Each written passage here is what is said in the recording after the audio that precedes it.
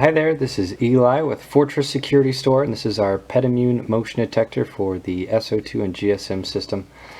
First thing we'll go over is the dimensions on the back. Width, this detector is 2.95 inches, and the height is 3.81 with a depth of 1.65 inches.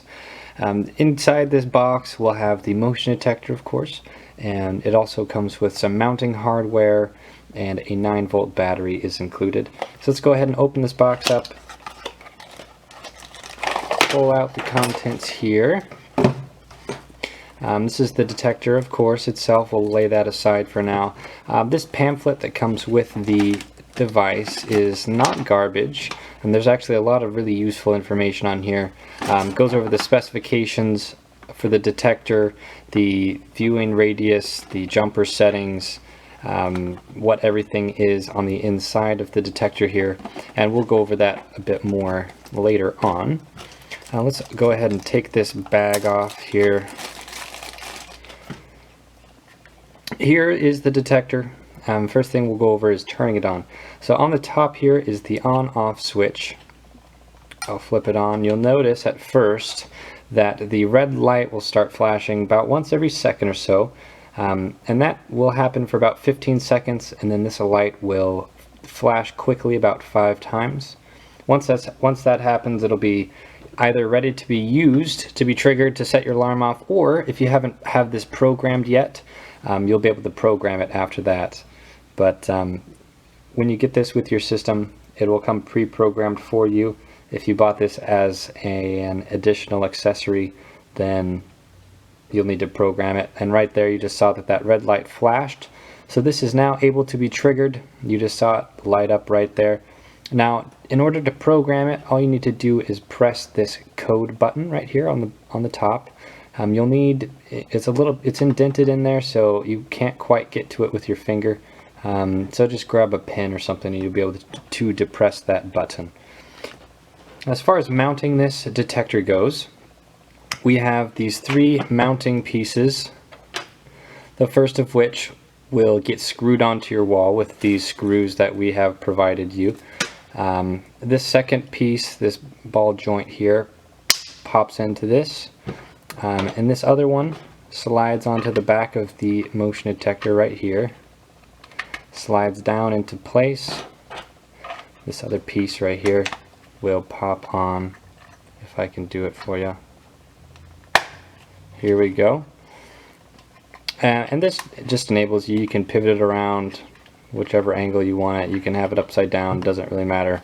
But what does matter is what you have this pointed at. Now this is the pet immune motion detector, so it's not quite as sensitive as the standard motion detectors that we sell, but you can still get some false alarms with this. And some things I would avoid would be pointing this at a window is the biggest cause of false alarms, especially with the standard detectors. If a bird flies by, a rodent is outside, a deer, anything like that will trigger the alarm. Even with these ones though, if perhaps a person walks by your window, if you have a sidewalk outside your house, if a car drives by, that could also trigger the alarm.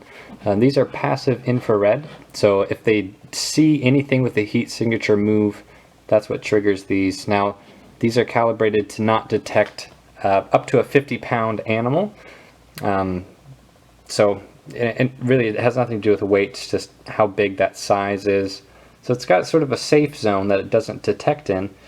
But and especially with cats can be the case, if that animal or heat signature jumps up out of that safe zone, it can still trigger. So cats are a little bit difficult. You'll need to, think about where you mount these as well. I wouldn't have them pointed at maybe a table or something if you have cats that like to jump up on counters or anything like that. So keep that in mind. These will help a lot, and there's a little bit more that you can do to decrease the false alarms. There's some jumpers inside here that decrease the sensitivity. And just to save time here on this video, I have one that's already opened for you.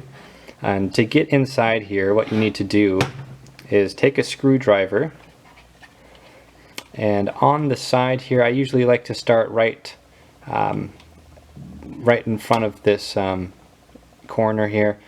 just wedge a screwdriver in there and sort of pry this face off, and it'll pop right off. Once you get in here, you'll see the power switch, all the internals, internal antenna, coating switch. This is the lens detector itself, the LED light, and then over here, if you can see, the camera will focus on it.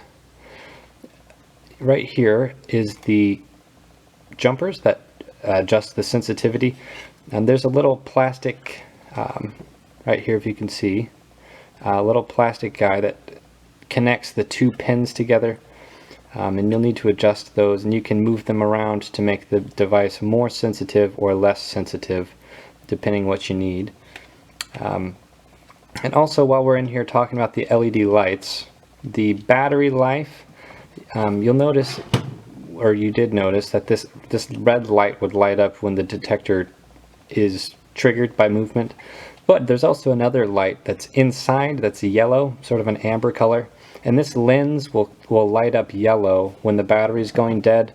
And battery life on this will last about a year depending on usage, and it's a 9-volt battery.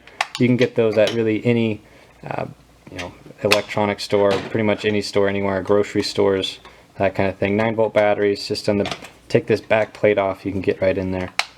And then the last thing to go over is range from the panel. How far away can you put this before it stops working? And answer is about 150 feet will safely have you within the range.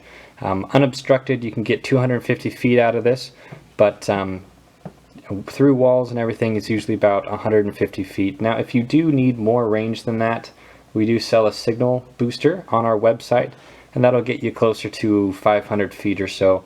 And this has been the Petty Moon motion detector for the SO2 GSM, and really the total security system as well.